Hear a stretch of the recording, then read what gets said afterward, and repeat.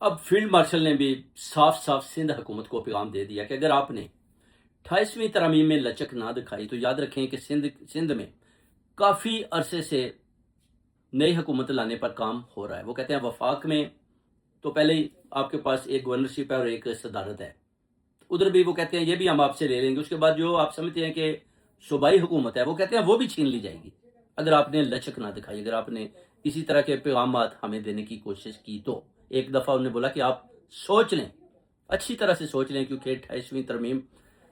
1 minute سے پہلے آپ نے اس کے اوپر سائن کرنے ہیں، وہ آنے والی ہے۔ اور یہ صدارت وہ کہتے ہیں کہ اس پر فیلڈ مارشل کہتا ہے کہ میں نے بیٹھنا ہے، آپ کو میں نے بٹھایا ہے اور ادھر بھی میں نے بیٹھنا ہے، اور اب آپ کو فرق کرنا ہے۔ آپ نے پہلے ہی بہت دیر تک حکومت کر لی، اب میری باری ہے۔ تو یہ ایک بڑی عجیب سی صورتحال سندھ کے اندر بنی ہوئی ہے میرے پاکستانی۔ ادھر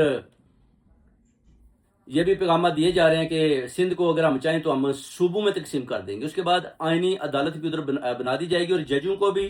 مختلف صوبوں میں تقسیم کر دیا جائے گا، اور جو فیصلہ ہے وفاق کا یا کسی قسم کا بھی وہ آئینی عدالت کرے گی اور پورا حق اور طاقت بھی رکھتی ہوگی۔ بیسیکلی آصف علی زرداری کو ڈرایا بھی جا رہا ہے کہ اگر آپ نے اینکی پھینکی کی تو جو لینڈ مافیا کے کیسز ہیں یا جو اپنا سندھ کے اندر، آپ کو یاد ہوگا کہ ایک آئی جی صاحب نے بھی ان کے خلاف آواز بلند کی تھی صدر آصف علی زرداری کے، کہ انہوں نے جناب فلاں آدمی کو قتل کروایا، فلاں لینڈ کے اوپر انہوں نے قبضہ کروایا، فلاں کے ساتھ انہوں نے شوگر ملوں پر قبضے کیے، اس طرح کی وہ باتیں کر رہا تھا۔ اس کے بعد پھر اچانک خاموش ہو گئے۔ ظاہر ہے زرداری صاحب نے بھی دیکھا کہ یہ تو میرے خلاف ہی وعدہ معاف گواہ بن رہا ہے، تو اس کو خاموش کروایا جائے، تو وہ پھر